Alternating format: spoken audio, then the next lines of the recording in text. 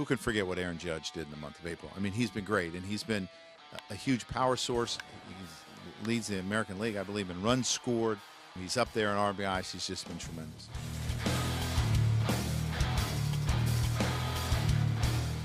Hey everybody, it's Justin Shackle with Yankees On Demand, presented by AT&T. We are hanging out inside the manager's office with Yankee skipper Joe Girardi after a terrific month of April to start 2017. But you said, though, you were more surprised at the team's 1-4 start than what followed.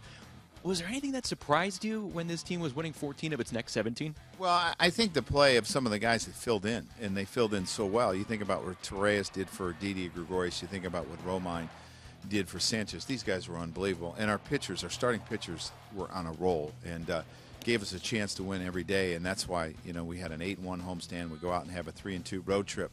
And in the month of April, we played very well.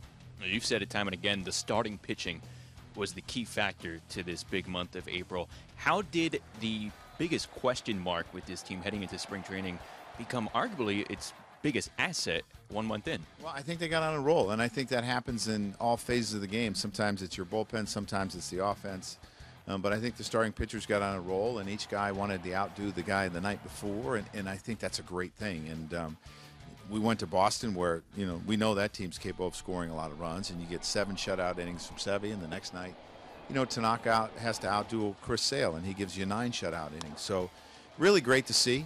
Starting pitching is the key. I mean, to have a chance to win every day, you have to have really good starting pitching because it's not easy to score 6-7 runs every night. So they have been a big part of our success. How much of a luxury has it been where, the starters are going deep into games, but the offense is scoring runs in bunches at times as well, and that's allowed you to not trot out your big relievers all the time? Yeah, I mean, it's helped those guys where we haven't had to overuse them at this point, which is great because at some point, they're going to be used more. So it's a cumulative effect. And, the tacking on runs to me is so important because then you can get all your pitchers involved. I mean, there were times where we had to throw Chapman and Matanzas on games we wouldn't normally pitch them because they hadn't pitched in a while. I mean, Chappie went pitched once in 10 days, so we had to get him in a game. So, I mean, I think that's important as well. So those tack-on runs are really important. That's a good problem to have. What has clicked with Luis Severino?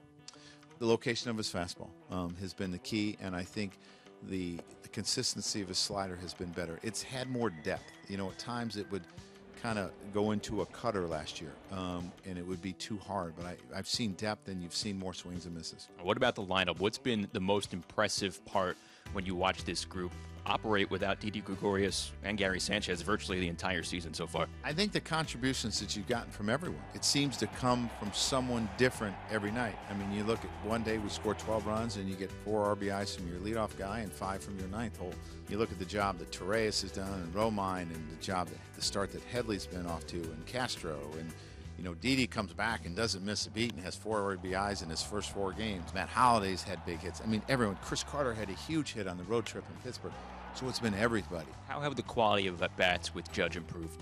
Just you see him making more consistent contact and getting the barrel of the bat to the ball, and that's why you're seeing the big run production. All right, Greg Bird, ankle injury, has a bone bruise.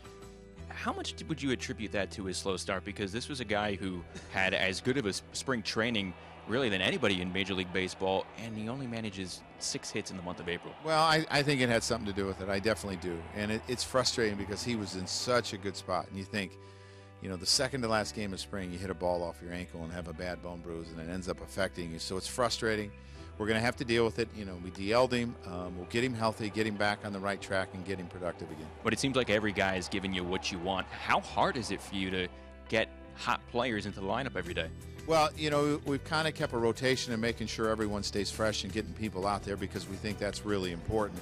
Because it's a long year and it's a long grind. And at some point, Bird goes down. So, if Chris Carter hadn't played much in the month, you would think, oh, boy, you would worry. But he's gotten some at-bats. And that's why you have to do it. That's why you have to keep everyone involved. Not only to keep them fresh, but to make sure if a time does come, they're ready to help you. We saw what a slow start did for this team last season. What do you think a fast start can do? Well, I think it gives you confidence, and I think it makes you relevant early. And I think that's important, especially when you have some younger players.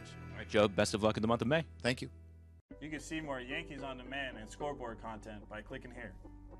And you can subscribe to our YouTube channel right here.